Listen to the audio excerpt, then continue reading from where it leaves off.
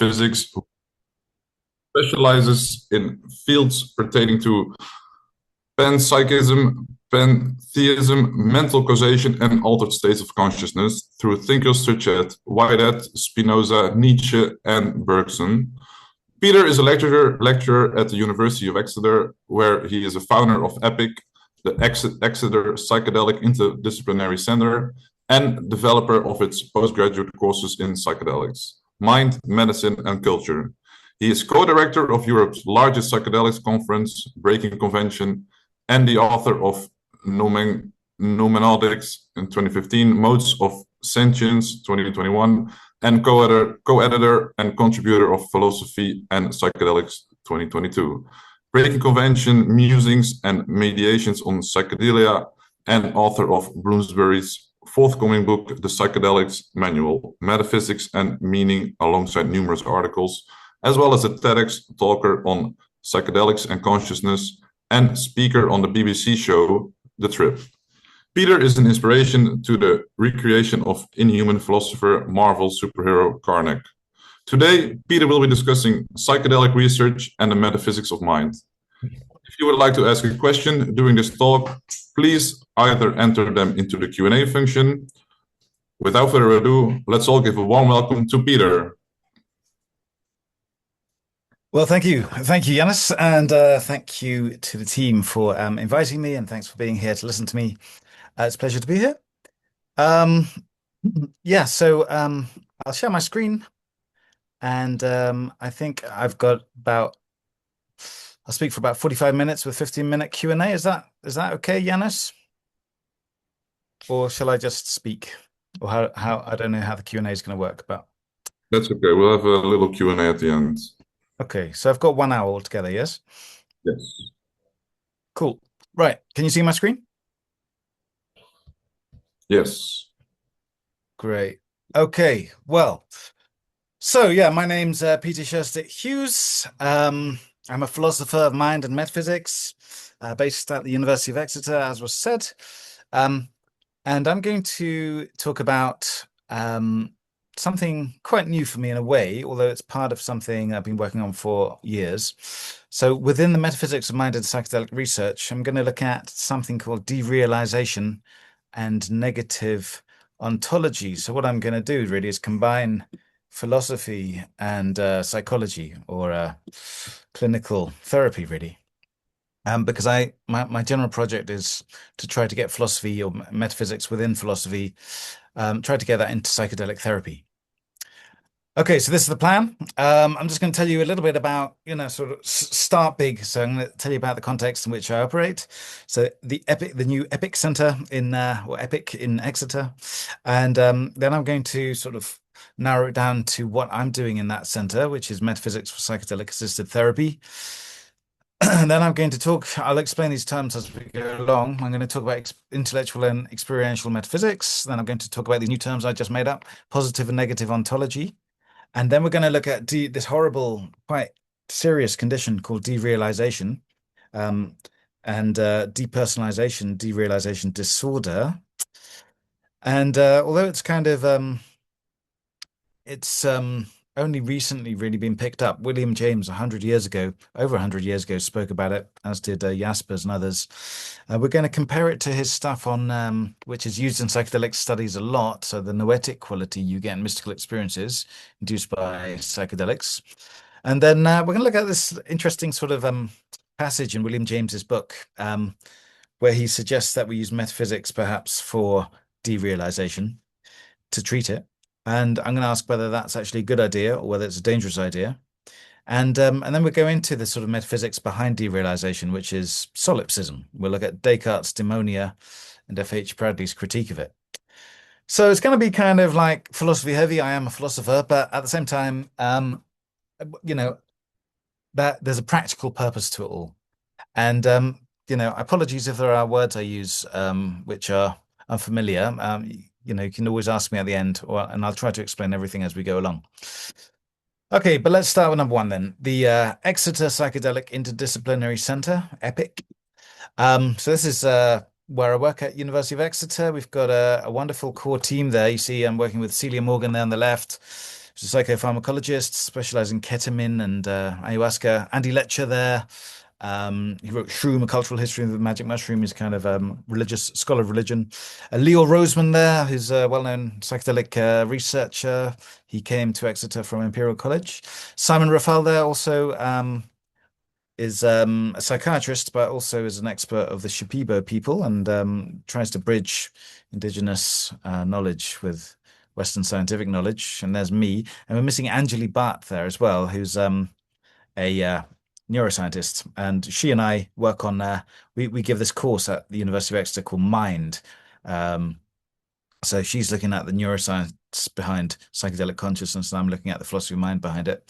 Kind of works well, a kind of interdisciplinary class, really.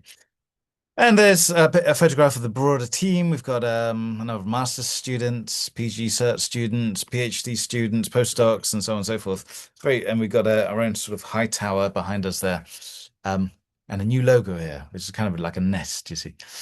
Anyway, so it's a great place to work, and if you're interested in that at all, there's online and in-person courses and other opportunities. Do let me know. Anyway, so what do I do therein? Well, I try to promote metaphysics for psychedelic assisted therapy. And I've been working on this for a while. So I have this article which came out in 2023 called On the Need for Metaphysics in Psychedelic Therapy and Research, where I sort of just make the case that, a lot of these psychedelic experiences are very much in harmony with a lot of metaphysical, philosophical views through the centuries. And my idea is we should sort of draw upon that knowledge in especially clinical therapy. And I've just next year, I've got this new book coming out, Bloomsbury, called Psychedelics Manual, Metaphysics and Meaning, where I go more into that. It's a book for non-philosophers, people without a background in philosophy. And yeah, it goes into the metaphysics more. And I should say that this is not just me. The Royal College of Psychiatrists last year issued this document on psychedelic therapy, the first they've ever done. And in that sort of, I think it's 15-page document, they do state that, quote, familiarity with one's own metaphysical orientation and the range of metaphysical experiences participants can encounter is a useful tool to safely facilitate integration of these psychedelic experiences and maximize their potential therapeutic value. And quotes my paper there from 23, which I was quite happy to see. Quite surprised in many ways.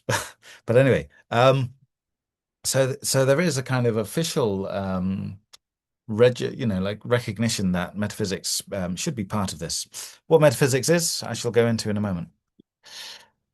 But my primary point is always this: psychedelic-induced metaphysical experiences will be more adequately comprehended and integrated with recourse to metaphysics.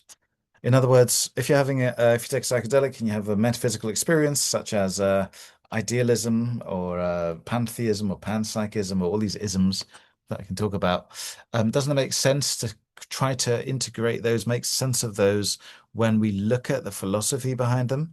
And there's so much beautiful philosophy behind all of these isms, not just in the West, but globally, around the world. So my conjecture is this: so with psychedelic, standard protocol for psychedelic therapy is, you have like a preparatory session where the participant gets to know the therapists, usually a man or woman, and then you have the dosing session where you take the psychedelic, and then thirdly you have the integration session where the participant speaks about his experience and how it's significant to their lives to the therapists. And my idea is that at this third stage, at least, one could offer some patients who want it an additional and optional discussion of metaphysical perspectives for integration, because this might extend long-term benefits of psychedelic therapy and beyond. Why? Very basically, the idea is that if you have this kind of revolutionary experience that, I don't know, you're one with nature and nature itself is God, for example, pantheism, then if you speak about it and you realize that there's a great sort of legacy of thought in pantheism, the idea is that when you return to your normal life and your normal ideology, because every culture has its own ideology, you won't necessarily dismiss it as unreal. You might sort of consider that there might be some truth to this experience, and that in turn might extend health benefits. That's a conjecture to be proven. So one way of doing that, of integrating metaphysical views, is to look to have this basic metaphysics menu. So this is one I created in 2023. There's a newer version in my book next year, but you've got there as pillars the five main kind of metaphysics of mind options. And so just very quickly, there's physicalism, that reality is made of the physical, or materialism, matter, the different varieties of that. Another metaphysical view is idealism, is the view that actually it's not matter, but it's mind that is primary stuff of which the universe is made. Then there's dualism, that mind and matter are both separate substances that somehow interact in our bodies. So when you die, your soul survives. This is a very common religious point of view. Then there's monism, which is the view that mind and matter are actually just two perspectives on the same thing, just like the evening star and the morning star, both different perspectives on one thing, Venus. And then there's the transcendent, which is the view that beyond mind and matter, there's a third kind of realm, as Frege calls it, or it's kind of also known as Platonism, that the truths of mathematics exist in this third realm, as do those of beauty and justice and truth and so on. And splitting across all of those, you get pantheism, panpsychism, theism, and so on and so forth. Anyway, there's much more to it, and there's many more options than this, but this is a simplified version of it. 3, intellectual and experiential metaphysics. Okay, so I make this distinction in that 23 paper here. So generally speaking, metaphysics is the study of reality, and metaphysics of mind is the study of how the concepts mind and matter relate. I think in Britain and Europe, metaphysics has a slightly different meaning to that which we find in America. So as I understand it, in America, metaphysics has a bit of a kind of new age tinge, perhaps somehow related to the supernatural or paranormal or something like that. In Europe, it's seen as much more logical, kind of dry subject. You study at university is quite demanding and so on. And anyway, the word, it comes from Aristotle's book, The Metaphysics. And in that book, you get subjects like causation and modality and identity and the relationship between mind and matter, and so on and so forth, right? Form and content. So it's quite a serious subject at University of Metaphysics, and it's one of the 3 pillars of philosophy, metaphysics is. Anyway, metaphysics you can break into 2 main types. There's intellectual metaphysics, so that's like the study of the metaphysics of philosophers like Spinoza or Leibniz or Kant or whatever. And then there's experiential metaphysics, which is like the experience of that which you can study. So, for example, you can spend years studying Spinoza's philosophy. Spinoza was a philosopher who lived in the 1600s. And, look at all the logical bridges between his work and so on and so forth. Or, as Deleuze, the philosopher, says, you can have suddenly this massive flash of Spinozism, and you understand it all at once. So you don't, and then maybe afterwards you wouldn't be able to explain what it was, but you sort of, at the moment, it seems you got it, right? So that's the difference between intellectual metaphysics, you can study it, and experiential metaphysics, you can sort of experience it directly. Within intellectual metaphysics, you have systems and you have analysis. We won't get into that now. And then with experiential metaphysics, there's a real overlap to mysticism. So many mystical states can also be the same as metaphysical states. I just think that metaphysics is a bit of a broader way of looking at it all, because there are positions in metaphysics which you don't get in mysticism. For example, idealism, the view that everything's made of mind, And secondly, with metaphysics, there's the attempt to explain the truth of the position, whereas in mysticism, you're stuck by definition at the level of mystery. You can't explain this state. It's beyond the intellect and so on. So metaphysics at least tries to justify the truth of certain states, or at least not the delusion of certain states. Now, on top of this, there's what I call positive and negative ontology, and these are actually terms I've just sort of made up recently myself. So positive ontology is just, like positive theories of reality. So maybe physicalism is true. Maybe everything can be reduced to the physical. Maybe idealism is true. Maybe everything can be reduced to the mental, and matter is just a projection of our minds. Maybe dualism is true, and so on and so forth, right? These are all like, assertions about what is true of reality, thus positive truths, as it were. There's one ontology, I should just say ontology means the study of being, the study of existence, the study of the real. And ontology and metaphysics essentially mean the same thing. There's some differences historically, but essentially they are the same thing. There's one ontology or one metaphysical position, idealism, that has an extreme version, let's say. And that extreme version is so extreme that it's actually the denial of reality. And that's why I call it negative ontology. And that is known as solipsism. What does it mean? Well, this is from the philosopher F.H. Bradley. He defines it like this, and he doesn't believe in it. He's a critic of it, but he defines it like this. I cannot transcend experience. I can't get out of the way I see the world. And experience must be my experience. From this, it follows that nothing beyond myself exists. This is from his book Appearance and Reality, an excellent book from 1893. So anyway, solipsism is the view that only yourself, your own mind exists, and nothing else is real. And there were no real philosophers who really believed this. I don't think anyone really believes this, but it's a kind of theoretical position that you can push just to sort of see if you can get out of it, you know.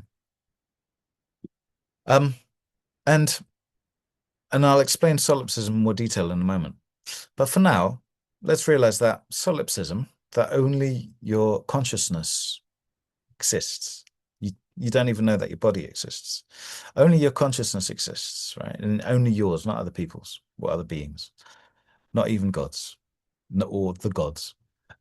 This is an intellectual metaphysical position. You can argue for it, you can argue against it, but it all takes place with the intellect. But interestingly, there is an experiential mirror reflection of solipsism, and this is known as derealization. And this is what I want to look at now. And I'll just say this, that in a way, what I'm going to say is slightly sort of negative. It's a position that psychedelics can trigger, and it's rare. And it's not only psychedelics that can trigger it, and perhaps psychedelics aren't the core factor in its onset. And I think that generally psychedelics are enriching to people's lives. But there are cases where they can be slightly deleterious to people's lives. And I want to look at this today. Okay, so what 5, derealization. We're going to look at what it means. I'm going to give you some examples of it. It's both fascinating and horrific at the same time. And then we're going to look at this slightly broader disorder called depersonalization derealization disorder, DDD. Okay, what is derealization? From a relatively recent paper, it's described thus: a sense of unreality and detachment from one's perception of the world. From Mikal, 25, last year, experiencing other persons, objects, or the world as strange or unreal. For example, dreamlike, distant, foggy, lifeless, colorless, or visually distorted, or feeling detached from one's surroundings. A complete detachment from reality, from the sense of reality, at least. Importantly, derealization itself is a feeling, not a belief. So it's not like a person believes that the real world is not out there. It's rather that it feels as if it's not out there. It feels as if it's not real. So it's not a delusional psychotic state. And it can be fleeting. I mean, I'm going to give you an example of when I had it recently, very recently. But it's usually fleeting. It can be had in the psychedelic experience itself or after the psychedelic experience. And like I said, it doesn't have to be induced by psychedelics. But if it's persistent over weeks, usually 4 weeks or more, the feeling is classified as a disorder. How about if it shifts into a belief from a feeling that the world is unreal to the belief that the world is unreal? There is no real term for this, but there's an unofficial term, solipsism syndrome. It's not formally recognized. And if this were to occur, it would be a form of psychosis. It's obviously related to schizophrenia and so on and so forth. Now, the associated state is called depersonalization. And this is the feeling that oneself is unreal. Quite interestingly, this is like a negative ego loss. You know, in the psychedelic world, we always talk about ego loss. It's almost cliche, isn't it? You know, you take psychedelic and you suddenly go through ego loss. You know, you transcend yourself, and it's the same as here. But this is not a good thing. Right? This is a terrible feeling that you don't exist. And as a belief, if you really believe that you do not exist, there is actually a recognized syndrome for that called Cotard syndrome. And together, I mean, derealization, depersonalization, you know, like you just don't think things are real. And if you apply it to yourself, you get depersonalization. But together, then they form depersonalization, derealization disorder. This is recognized by the American Psychiatric Association and the World Health Organization. It's a subgroup of dissociative disorders. But with dissociative disorders, you often have amnesia, which it doesn't apply here. Apparently, derealization is experienced by 1% of the human population. And in this cited paper here, it says that it's often triggered by adverse life events, severe anxiety, or drug use, cannabis use, they said in this paper, actually. And derealization is often considered to be a defense mechanism against stressful reality.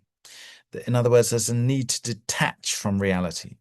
Now, this is not established, this belief, but there's probably a large amount of truth in it, you know. So if you're suffering from reality, one way of coping with it is just to sort of suddenly detach. But the problem with that, of course, is that because let's say you're very anxious about something, very stressed about what's going on in your life, and then you detach from it. That detachment itself can cause, you know, even worse anxiety, right? And so you get into this horrific vicious circle. And when you read the reports of people, as I shall in a moment, you see how terrible this condition can be. Although there are theories, there are no established definite causes. It's probably multi-causal. There's no definite function. I mean, I've explained one probable function, which is the need to detach from reality when it's makes you suffer, but hard to prove that. And interestingly, there are no real treatments for it as well. I mean, there's it seems that the best you can get is just to explain to the patient that, you know, this is a recognized disorder and people get out of it, and then over time, sometimes months, people do. Well, it can help, but there's no known sort of uh, chemical treatment for it at all, and talk therapy seems to be guesswork. And that's strange in a way because this disorder was spoken about over 100 years ago by psychologist philosopher William James and psychiatrist philosopher Karl Jaspers. Wrote about it respectively in 1902 and 1913 in those books there, and in other books. And it's interesting that William James wrote about it, and we're going to get more into him because, you know, if you haven't read William James, I mean, he's an excellent writer. He's a brother of Henry James, the novelist. And he's really, William James with Wundt, it was really the founder of psychology as we have it today as a science. He's also really the founder of psychedelic research, scientific psychedelic research. He's the first really in that book, for example, in the chapters on mysticism, to bring together the sort of theological study of mysticism with the pharmacological study of psychoactive drugs, right? He talks about nitrous oxide and ether, alcohol even. And it's also, the book is very influential on, you know, the work we're doing in psychedelic studies today on, for example, mystical experience questionnaires and things like this. But you know, that book, people generally read the later lectures on mysticism, 2 lectures there. They sort of neglect the other lectures or chapters in the book, and we're going to look at those today, though, because they kind of offer contrasts to what he says in the stuff on mysticism. Karl Jaspers as well. Karl Jaspers was a psychiatrist, then turned into an existential psychologist as he got older. This is from Karl Jaspers, and here's some reports of derealization. He even uses the word derealization. Obviously, the English translation from the German. So he writes this: alienation, and we'll come back to that word alienation, from the perceptual world, derealization. So what he's doing here is he's actually quoting other people who suffer from derealization. Quote, everything appears as through a veil, as if I heard everything through a wall. The voices of people seem to come from far away. Things do not look as before. They are somehow altered. They seem strange, two-dimensional. My own voice sounds strange. Everything seems extraordinarily new, as if I had not seen it for a long time. Everything is like a dream. Space is infinite. Time no longer exists. The moment endures forever. Infinite expanses of time roll by. I am entombed, totally isolated. No human is by me. I only see black. Even when the sun is shining, it is still all black. And then Jaspers goes on to write, quote, they are alone in terrible isolation, suspended between infinities. Only this fake existence remains as their horrible fate. I mean, that's truly nightmarish, I think, and you can only feel sorry for these people. Just a quick word on the word alienation that Jaspers uses. Alienation was first really formulated as a concept by the German philosopher Hegel. And in his philosophy, it's part of this kind of progressive pantheism that the world, the universe is God, but it's God unfurling itself through human history and through logic, so as to become self-conscious. Very complex, Hegel's philosophy, let's just say, but alienation is when it's part of that process where you sort of have to sort of separate yourself from the other. And this is a necessary, strenuous division, as it were, in order to overcome that, so to develop. And just a quick footnote here, I just want to say that Hegelism, the philosophy of Hegel, and he died in 1831.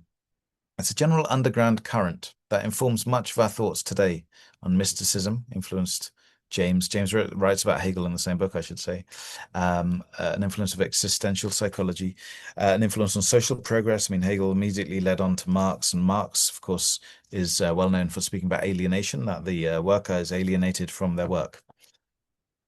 So it has interesting connotations to consciousness studies, but also to politics, to social progress, economics, and our study of mysticism, to say, and a lot more. I mean, Nietzsche even said that without Hegel, there would be no Darwin. Even the sense of evolution is kind of, was in the air before Darwin formulated it, or Lamarck, or anyone else, Wallace.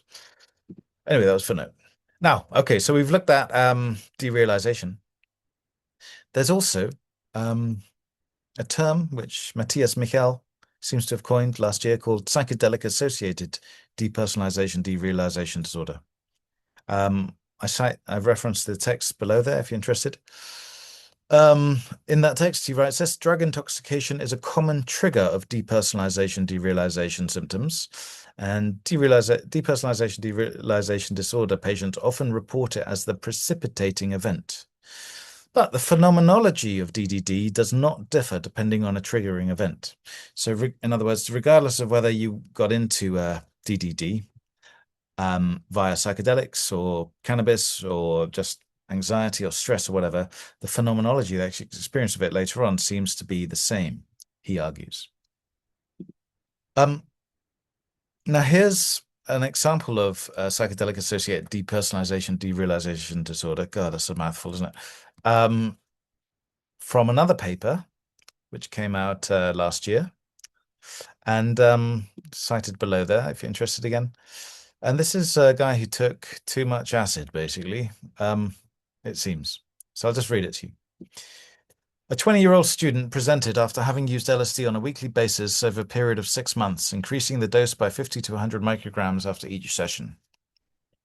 His last use involved approximately 800 micrograms of LSD, which is a huge dose, and resulted in an extremely challenging psychedelic experience. Notably, 800 micrograms represents an exceptionally high dose. It's one of those heroic doses that Terence McKenna speaks of.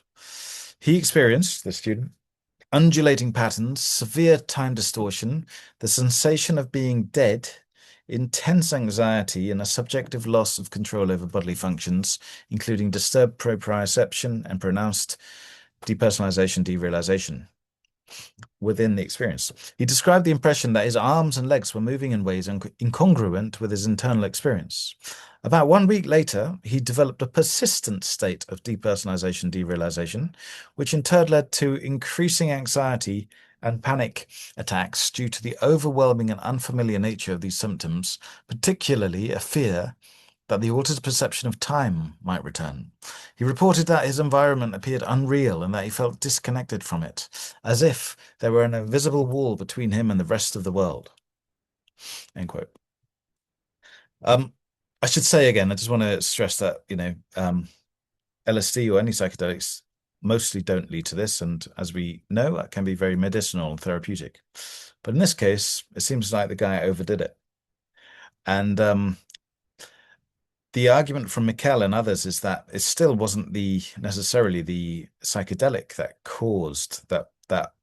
was the main cause of DDD. It's rather just a trigger. In other words, it occasions something. Perhaps psychedelics can bring up suppressed memories or suppressed feelings that then the person as a whole cannot deal with and thus detach from, and this might cause DDD. Just purely speculating. It's very hard to prove these things, of course. But it happens. Now, I'm going to tell you about my own experience of derealization briefly. So, a strange thing happened. So, I've been researching derealization for a little while, and I'm going to give this talk or something similar to this talk in Esalen in California next week. Anyway, I was thinking about it all, and I had a dream, because I was researching it about being in Esalen. Again, I was there last year. And anyway, so what happened in the dream is quite strange, as dreams are. I was at Esalen, and then this monkey-like creature ran and grabbed a border collie dog and jumped off the cliff with it into the sea. Didn't hurt himself or the dog. But anyway, for some reason, which seemed very logical in my dream, this caused me to see everything through this kind of tunnel, right? Like a air vent tunnel. And so I was seeing everything around me as if it was far away through this metallic tunnel. And it was a horrific, in the dream, it was a horrific kind of claustrophobic feeling. I mean, I already suffer a little bit from claustrophobia. And this gave it to me quite intensely. And it was like, my experience was I was having it, but it wasn't, it was, yeah, apart from me, like as if it were through a tunnel, as if it were through a cloud, as people say, sort of as ifs, again, it wasn't the belief that it actually is there through a tunnel. It's as if it were. And I woke up and I remember the dream, and I still had this horrific claustrophobic sense that what I was experiencing wasn't real, and I had it for a few minutes only, luckily. But I remember thinking to myself, thank goodness that, that doesn't last. And then, suddenly you have a sympathy for those people who have it for, hours or days or weeks, months. I mean, can you imagine? Or years must be like living in a nightmare, really. I should have said nightmare rather than dream. But it's just a fascinating thing that the dream provided me the experiential metaphysics for the intellectual stuff I was looking at. Anyway, so this is a condition I think that it would behove us to search for remedies for. And I think one way in which to search is to go back to William James again, because like I said, although he's a very well-known writer, a lot of people ignore large relevant chunks of his work. Now, one thing that is very known from William James is this notion of the noetic quality, and I want to contrast that to the other qualities here.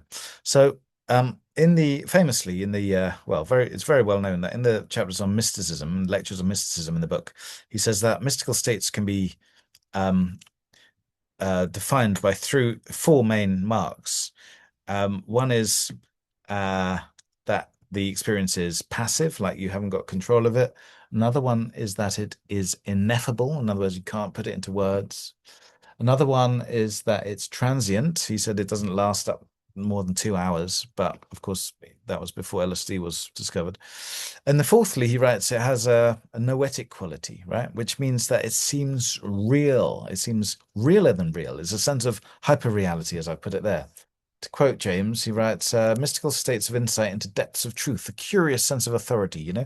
So you might have this cosmic feeling of becoming one with it, with another, the plant or something, and it feels real, you know? It feels hyper real, more real than normal reality. That's well known in James. Less known as are the other two now. So he uses the term noetic quality. He does not use the word prosaic or oniric, as I shall use them, but this is what he means. So in an earlier lecture, he talks about prosaic quality. He says, quote, a sense of present reality, more diffuse in general than that which our special senses yield. In other words, we have this, he argues, this background kind of sense that everything around us is real, right? It's so common that we don't think about it. But it can be lost. That's the interesting thing, right? And then we can think about it. Heidegger also speaks about this kind of sense of Unheimlichkeit, I think he calls it. And then thirdly, there's a sense of hyperreality, which you get when you take psychedelics, for example. There's a sense of present reality, which is general, which we generally always have, that what we see is real, that we're participating in the real world. And then there's this oniric quality he speaks of as well, which is basically derealization. So this is a word I kind of just found, but it's from the Greek oniros, which means dream or dream entities. And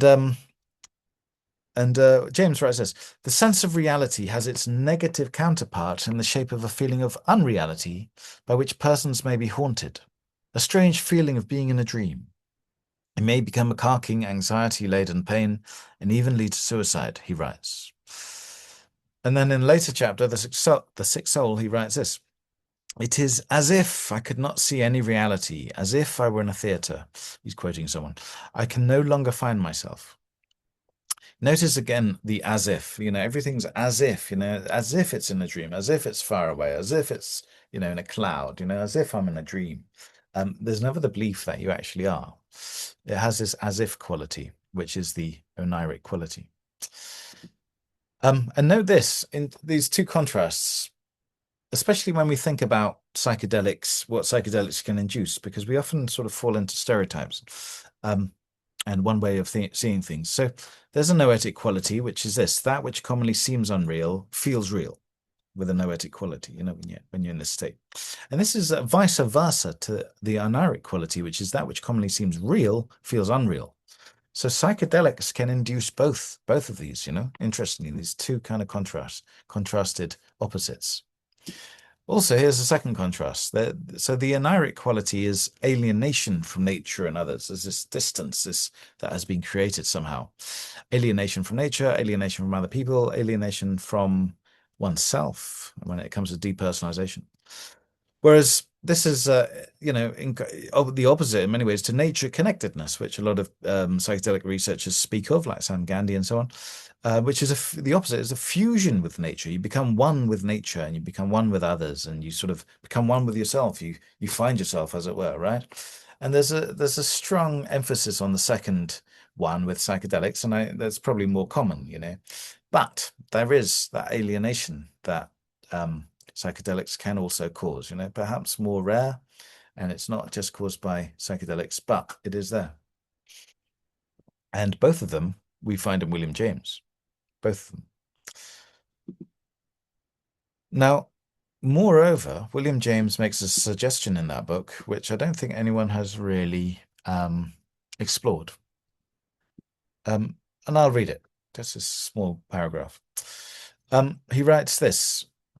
Now, there are some subjects whom all this leaves a prey to the profoundest astonishment. The strangeness is wrong. The unreality cannot be. A mystery is concealed, and a metaphysical solution must exist. If the natural world is so double-faced and unhomelike, what world, what thing is real? An urgent wondering and questioning is set up, a pouring theoretic activity, and in the desperate effort to get into right relations with the matter, the sufferer is often led to what becomes for him a satisfying solution. In other words, for some, William James says, literally, explicitly, there are some subjects, not all, who demand a metaphysical exploration of this sense of derealization. And he sort of suggests that they find that solution, a satisfying solution in it. Often in religion, he writes, but metaphysics as well. And remember, metaphysics is a secular endeavor. It doesn't, it's not necessarily religious. Many metaphysicians like Schopenhauer were atheists even. So the question becomes this: could we use metaphysical integration or metaphysical therapy or metaphysical psychotherapy for depersonalization, derealization disorder? Questions are, might it help some sufferers, or might it destabilize further some sufferers? Might it make things worse? Or might it have little to no effect? And remember that derealization means the loss of reality, and metaphysics means the study of reality. So, if you wanted to tackle it head on, perhaps one form of therapy could include then metaphysical exploration. That's the question. Because do remember that derealization is an experiential metaphysical perspective that has its mirror in intellectual metaphysics, as we said, solipsism. So let's look at solipsism a little bit more. So what kind of things could you speak about, if you were going to do such metaphysical psychotherapy? I'm going to talk about solipsism now, what it means in metaphysics a little bit more, and then offer F.H. Bradley's critique of it, which is the strongest critique. Some people think solipsism is like this solid kind of philosophical thing that you just cannot get over, right? But Bradley thinks otherwise, and I think his critique's pretty powerful, but I'll let you decide. So anyway, first of all, solipsism. So from the OED, the Oxford English Dictionary, it's defined thus: the theory or belief that one's own self or consciousness is all that exists. It's more fully known as metaphysical solipsism, or all that can be known, that only yourself can exist. That's all you can know. And that's known as epistemological solipsism, but we'll ignore that. And it comes from the classical Latin solus, which means alone, and ipse, self. And as we saw, Bradley defines it like this: I cannot transcend experience, and experience must be my experience. From this, it follows that nothing beyond myself exists. This is a kind of logical conclusion he sort of paraphrases. Wittgenstein, the philosopher, also writes this: the world, defines it this way: the world's my world. I am my world. And he calls this the microcosm. And in philosophy, there's philosophy graduates out there. One of the first things we learn in philosophy is about Descartes' dualism and the way he gets there in his book, The Meditations. And it's this basically. He asks this. Descartes wants certain knowledge, and he says, "Okay, I'm going to just imagine that everything I believe is false, and so I'm just left with certainty. All I want is certainty, absolute certainty." So he says, "Imagine that everything I see, everything I perceive is not real, right?" So he says, "Imagine derealization. Imagine that an evil demon is tricking me into believing that what I see is real when in fact it is not real. Yeah." How do I know that this is not true? Today, we might think of the Matrix films or something like that, or the computer simulation theory, simulationism, that, we're in a huge computer simulation, right? How do I know that this is not the case intellectually, And so Descartes kind of sort of brought us down to that ultimate skepticism, and then he tried to get us out of it. And the way he got us out of it, was kind of unsatisfactory to most people. So it left people in this kind of what I call Descartes' demonia, right? This kind of demonic realm of derealization. Like, oh, maybe the world I see is not real. How do I get out of this intellectually? I mean, the way he got out of it is he said that he thinks that he proves the existence of God without doubt. And then he says that because God's all good, he wouldn't allow us to be deceived. But, most people didn't accept those proofs for God. And so we're stuck in this demonic realm. And some people think we can't get out of it. So here's a great metaphysician, an atheist, Schopenhauer. He wrote this, for example: solipsism is found only in a madhouse. But intellectually, we must treat it as a small frontier fortress. Admittedly, the fortress is impregnable, but the garrison can never sally forth from it. We can pass by it and leave it in our rear without danger. So we can just we can't break down solipsism. We can't destroy it, can't overcome it intellectually, but we can, no one really believes it. So we'll just sort of leave it behind and move on. That's what even he, this great philosopher, argues. I remember Christoph Koch speaking to him about it in Philadelphia, actually, and he said the same thing. Yeah, like you can't avoid this. It's like a necessary belief. But I said, but have you read F.H. Bradley? Right. So, in my opinion, F.H. Bradley does overcome this problem, and it's found in the book Appearance in Reality in chapter 21 on solipsism. And he's got this great ironic quote starting off. So he writes, direct experience is no foundation for solipsism. It's ironic because, solipsists think they are basing it on direct experience. All I experience is myself. So, and my perception, I don't know that my perception is, is caused by anything outside. I've only got my perception. That's all I know. And it's quite complicated how he does overcome it, but I'll just give you a little taste and 2 points, 2 main points, but there's more to it than this. So quickly, the first point, he writes that about the past and present. He says, experiences of the present moment. It's not of the past. Therefore, we have as much reason to believe in ourselves as in others.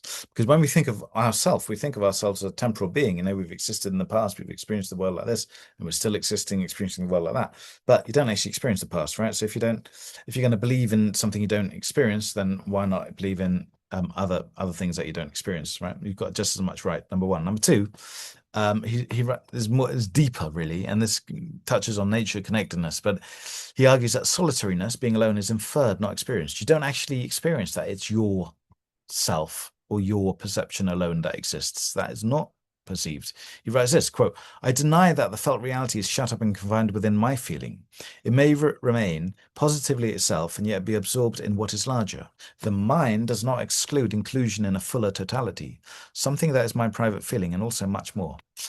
Okay, it's quite abstract, but what it essentially means is, why should we think that the feelings we have only belong to us? Maybe we are sharing feelings. And for him, for Bradley, he was an idealist, well, not a solipsist, but he believed that there was this greater sort of cosmic mind, and some of our feelings belong to it as well as ourselves. Anyway, can't go in there, but can't go into too much detail. But anyway, it's a nice critique. And if you're interested in that, I'm going to plug my book again. You can see my forthcoming book for more detailed analysis there with references and everything. But the ultimate question I have for this talk, and I'm about to finish now, is the following. Could metaphysical integration help, harm, or have no effect on those suffering derealization? Could a discussion of it actually help them, or would that be pointless, or would it be harmful? I don't know the answer to that, but I think it's an interesting question. And it could be tested, but maybe even that proposal is unethical. And then one must ask the question, what is ethics anyway? And does ethics depend on metaphysics, which I believe it does? But that's a talk for another time. So here's a summary, which was the plan. We looked at, Exeter, metaphysics for psychedelic therapy, and then we looked at how we might consider using metaphysics for a particular kind of condition, derealization.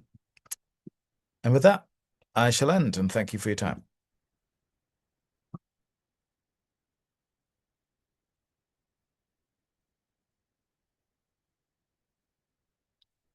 And I guess I'm opening up for questions. Is that right? Yes, thank you so much, Peter.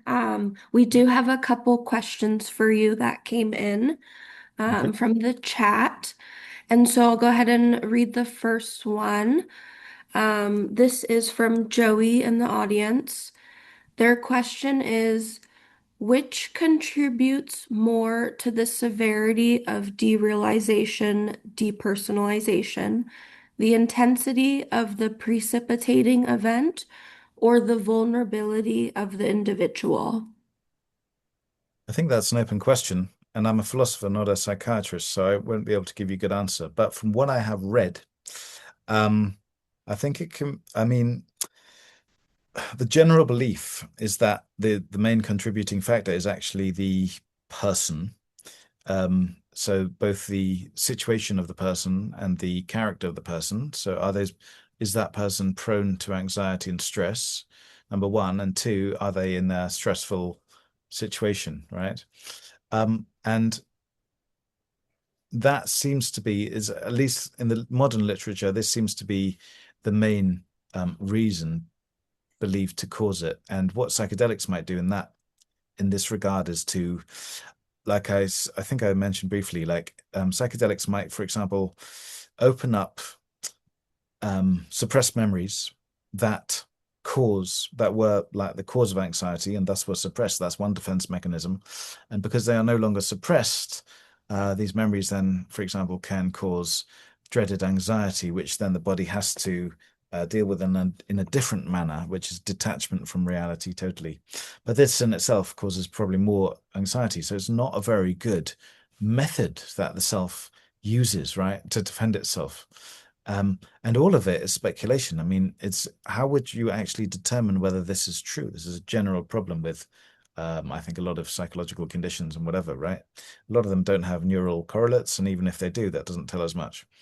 So, so I do believe it's the character and situation that is the core factor. However, I did include that incident of the guy who took 800 micrograms of LSD, because it seems that this experience itself created that anxious state, This experience, I mean, like a profound psychedelic experience could make you question reality, could make you question yourself in relation to that reality, which could, in some people, cause severe anxiety, to which derealization and depersonalization disorder would be a mechanism of defense.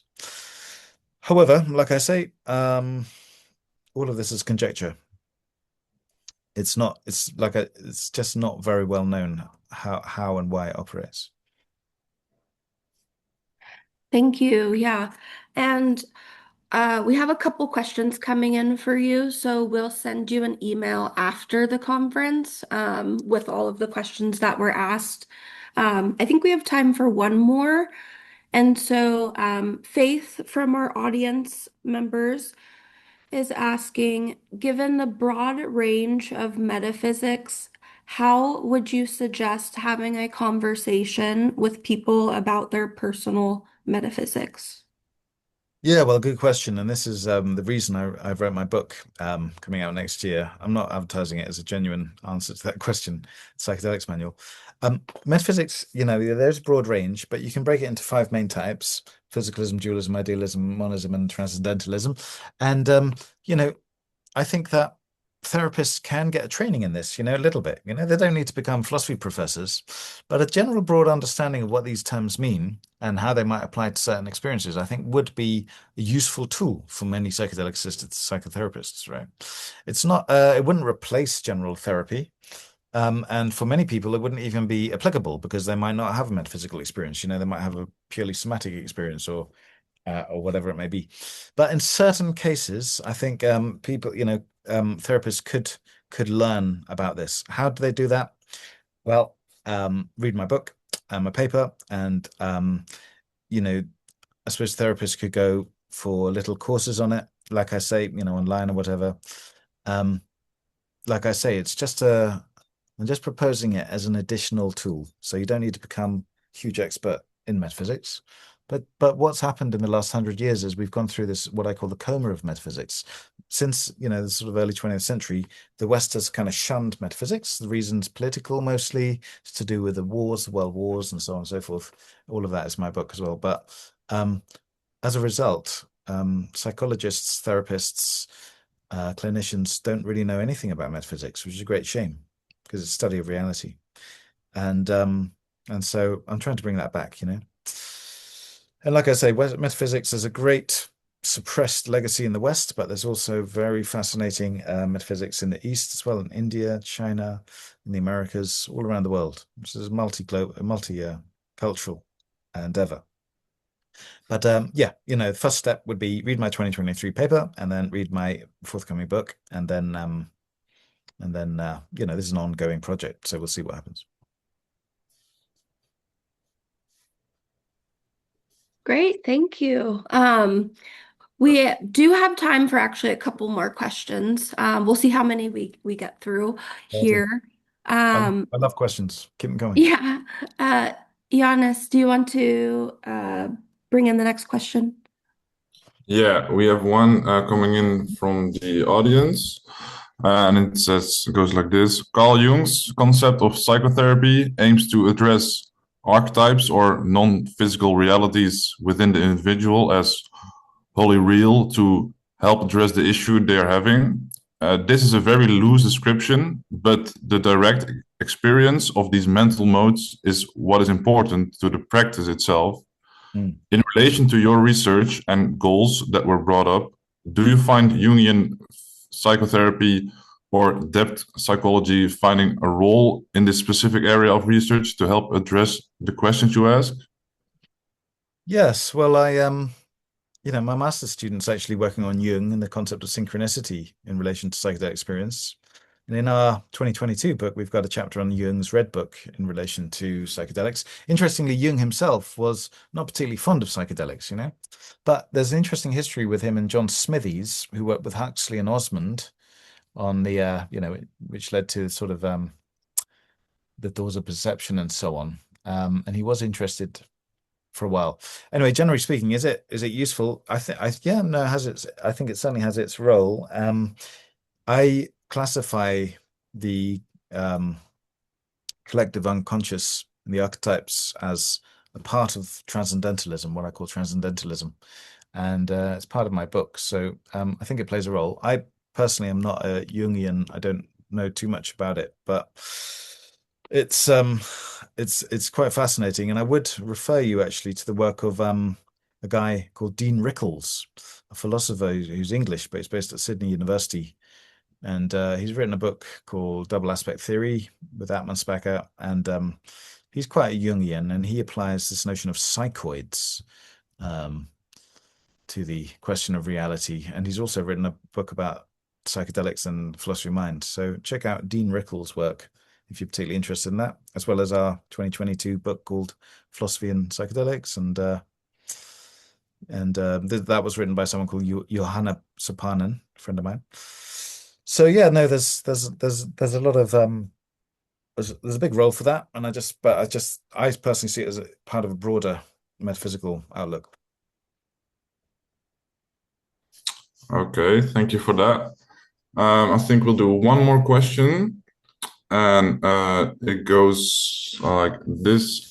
So, what are your thoughts on the seemingly therapeutic applications of temporary depersonalized / derealized states induced by these dissociative anesthetics like ketamine in depressive disorders?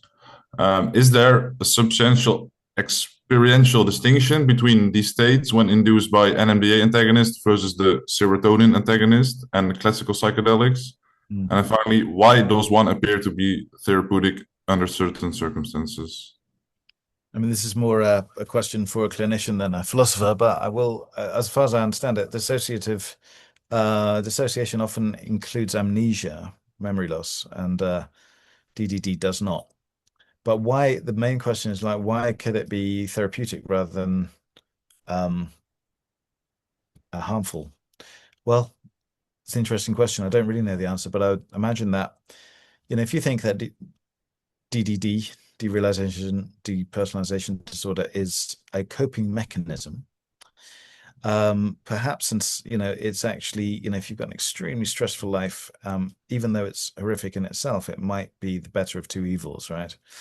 And so the same would apply with dissociatives, in certain cases, it will probably be good to escape from reality temporarily, especially with the knowledge that it's fleeting, right? So without that anxiety that is going to persist, probably it could be a nice mode of escape. And I would assume that's how it works on a psychological level. On a physiological or pharmacological level, I don't know. But it's an interesting question. I wonder if anyone really knows. But the interesting thing about all of these questions is really like, it just demands so much more research, so much more experimentation and theorizing. And that's why the psychedelic field is just an exciting field to be in at the moment. You know, it just offers so much. Exactly. It's a great field to do just that. Well, thank you, Peter. There were some really thought-provoking answers to the already amazing talk. And I just want to say that you and your work in the psychedelic space are really an inspiration to the members of IPN. And I want to thank you for joining us today.